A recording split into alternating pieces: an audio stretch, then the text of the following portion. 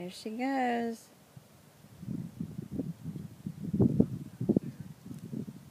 Saturday, October 22nd. Lauren practicing her bike without training wheels for the first time.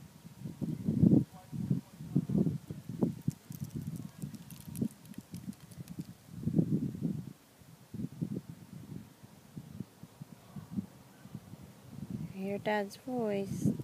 Boy, I wish I could be running or riding with him. Instead, I'm riding on the walker. Here she comes. There she comes. So proud of her.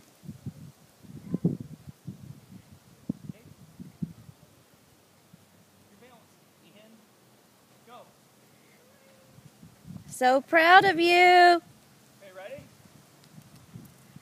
Focus. Ready? So proud of you. You're that beautiful girl. So proud of you.